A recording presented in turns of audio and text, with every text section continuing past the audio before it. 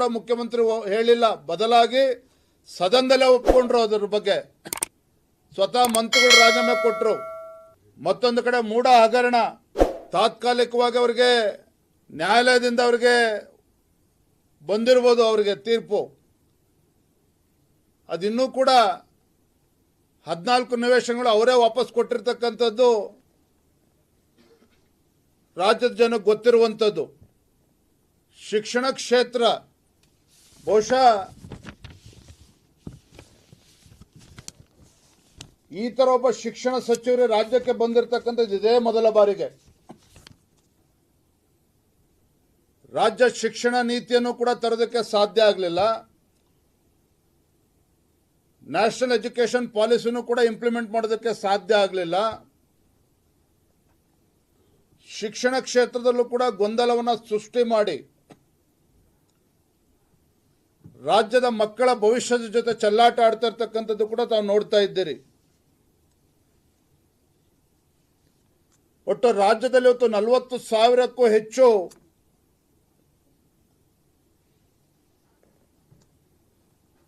ಶಿಕ್ಷಕರ ಹುದ್ದೆ ಖಾಲಿ ಇದ್ದು ಕೂಡ ಅದನ್ನು ಅಪಾಯಿಂಟ್ಮೆಂಟ್ ಇವತ್ತಿಗೂ ಕೂಡ ಆಗಿಲ್ಲ.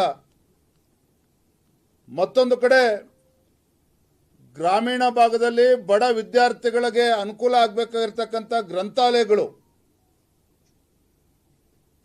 ರಾಜ್ಯ ಸರ್ಕಾರದ ಎಡವಟ್ಟಿನಿಂದಾಗಿ ಸುಮಾರು 6,500 ಗ್ರಂಥಾಲಯಗಳು ಇವತ್ತು ಬಾಗಿಲು ಮುಚ್ಚಿರ್ತಕ್ಕಂಥ ಪರಿಸ್ಥಿತಿ ಇವತ್ತು ನಿರ್ಮಾಣ ಆಗಿದೆ.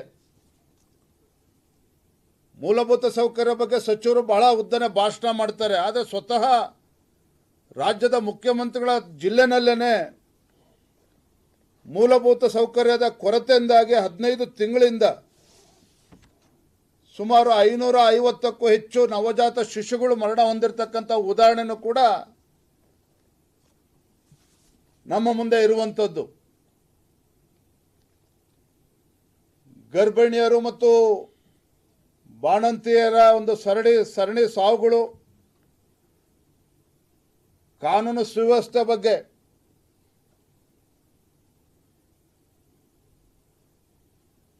ಯಾವ ರೀತಿ ರಾಜ್ಯದಲ್ಲಿ ಕ್ರಿಮಿನಲ್ ಚಟುವಟಿಕೆಗಳು ನಡೀತಾ ಇದೆ ನಮಗೆಲ್ಲ ಗೊತ್ತಿದೆ. ದಿನ ಬೆಳಗಾದ್ರೆ ಮರ್ಡರ್ಗಳು, ಸ್ವತಃ ಮುಖ್ಯಮಂತ್ರಿಗಳ ಜಿಲ್ಲೆ ಹೊತ್ತು ಡ್ರಗ್ ಮಾಫಿಯಾಗಿ ಇವತ್ತು ಕೇಂದ್ರ ಆಗಿರ್ತಕ್ಕಂಥದ್ದು, ಡ್ರಗ್ ಫ್ಯಾಕ್ಟ್ರಿಗಳಲ್ಲಿ ಮೇಲೆದ್ದಿರುವಂಥದ್ದು.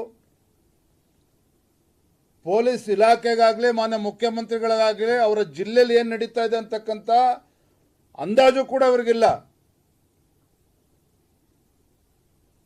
ರಾಜ್ಯದ ಜೈಲುಗಳ ಪರಿಸ್ಥಿತಿ ಏನಾಗಿದೆ? ಯಾವ ಜೈಲುಗಳು ಇವತ್ತು ಕ್ರಿಮಿನಲ್ ಹಿನ್ನೆಲೆ ಇರ್ತಕ್ಕಂಥ ವ್ಯಕ್ತಿಗಳಿಗೆ ಭಯ ಹುಟ್ಟಿಸ್ತಕ್ಕಂಥ ಕೆಲಸ ಆಗಬೇಕಾಗಿತ್ತು, ಅಲ್ಲಿರ್ತಕ್ಕಂಥ ಕೈದಿಗಳಿಗೆ ಕುಡಿಯೋದಕ್ಕೆ ವ್ಯವಸ್ಥೆ ಮಾಡಿಕೊಂಡು, ಕುಣಿಯೋದಕ್ಕೂ ಕೂಡ ವ್ಯವಸ್ಥೆ ಮಾಡಿಕೊಂಡು ರಾಜಾರೋಷವ ಕೈದಿಗಳಲ್ಲಿ ಆರಾಮಾಗಲ್ಲಿ ಜೈಲುಗಳಲ್ಲಿ ಇರ್ತಕ್ಕಂಥದ್ದು ಕೂಡ ನಾವು ನೋಡ್ತಾ ಇದ್ದೇವೆ. ಒಂದು ಕಡೆ ಮಾನ್ಯ ಮುಖ್ಯಮಂತ್ರಿಗಳು ಅತಿ ಹೆಚ್ಚು ಬಜೆಟ್ ಅನ್ನ ಮಂಡನೆ ಮಾಡಿದ್ದಾರೆ. ದೀರ್ಘಕಾಲ ಮುಖ್ಯಮಂತ್ರಿ ಆಗಿದ್ದೆ ಅನ್ನುವ ವೈಯಕ್ತಿಕ ಕಾರಣ ಬಿಟ್ಟರೆ ಅಹಿಂದ ಹೆಸರು ಹೇಳಿಕೊಂಡು ಅಹಿಂದ ಸಮುದಾಯಗಳನ್ನು ತನ್ನ ರಾಜಕೀಯ ಸ್ವಾರ್ಥಕ್ಕಾಗಿ ಅಹಿಂದ ಸಮುದಾಯಗಳನ್ನು ತನ್ನ ಮುಖ್ಯಮಂತ್ರಿಯ ಕುರ್ಚಿಯನ್ನು ಉಳಿಸ್ಕೊಳ್ತಕ್ಕಂಥ ಸಲುವಾಗಿ ದುರ್ಬಳಕೆ ಮಾಡಿಕೊಂಡಿರ್ತಕ್ಕಂಥ ಒಂದು ಅಪಕೀರ್ತಿ ರಾಜ್ಯದ ಮುಖ್ಯಮಂತ್ರಿಗಳಿಗೆ ಸಲ್ತದೆ ಅನ್ನೋ ಮಾತನ್ನು ಕೂಡ ನಾನು ಈ ಸಂದರ್ಭದಲ್ಲಿ ಹೇಳಕ್ಕೆ ಇಚ್ಛಪಡ್ತೇನೆ.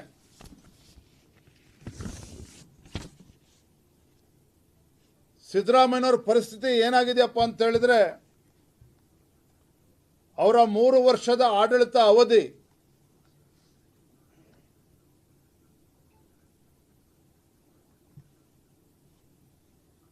ಮನೆಗೆ ಮಗನೂ ಕೂಡ ಆಗಕ್ಕೆ ಸಾಧ್ಯ ಆಗಲಿಲ್ಲ, ಮನೆಗೆ ಮಗ ಆಗಲಿಲ್ಲ, ಊರಿಗೆ ಉಪಕಾರಿಯೂ ಕೂಡ ಆಗಲಿಲ್ಲ. ಇದು ಸಿದ್ದರಾಮಯ್ಯನವರ ಪರಿಸ್ಥಿತಿ. ರಾಜ್ಯವನ್ನ ಸಾಲದ ಶೂಲಕ್ಕೆ ತಳ್ಳಿ ಹಾಕಿ ಯುವ ಜನಾಂಗಕ್ಕೆ ಅನ್ಯಾಯವನ್ನು ಮಾಡ್ತಕ್ಕಂಥದ್ದಷ್ಟೇ ಅಲ್ಲ, ಇವತ್ತು ಸಾಲವನ್ನ ಮಾಡೋದ್ರ ಜೊತೆಗೆ ರಾಜ್ಯದಲ್ಲಿ ಒಂದು ರೀತಿ ಅರಾಜಕತೆ ಸೃಷ್ಟಿ ಮಾಡ್ತಕ್ಕಂಥ ಕೆಲಸವನ್ನ ಮಾನ್ಯ ಮುಖ್ಯಮಂತ್ರಿಗಳ ನೇತೃತ್ವದಲ್ಲಿ ಆಗ್ತಾ ಇದೆ ಅನ್ನೋದನ್ನ ನಾನು ಈ ಸಂದರ್ಭ ಹೇಳೋಕೆ ಇಚ್ಛಪಡ್ತೇನೆ. ಲೇಟೆಸ್ಟ್ ಹಾಗೂ ಇಂಟ್ರೆಸ್ಟಿಂಗ್ ಸುದ್ದಿಗಳಿಗಾಗಿ ಬಾಸ್ ಟಿವಿ ಕನ್ನಡ ಚಾನೆಲ್ನ ಸಬ್ಸ್ಕ್ರೈಬ್ ಮಾಡಿ. ಹಾಗೆಯೇ ಬೆಲ್ ಐಕಾನ್ ಪ್ರೆಸ್ ಮಾಡಿ. ಇದರ ಜೊತೆಗೆ ಫೇಸ್ಬುಕ್, ಇನ್ಸ್ಟಾಗ್ರಾಮ್, ಎಕ್ಸ್ ನಲ್ಲೂ ಮಿಸ್ ಮಾಡದೆ ಫಾಲೋ ಮಾಡಿ.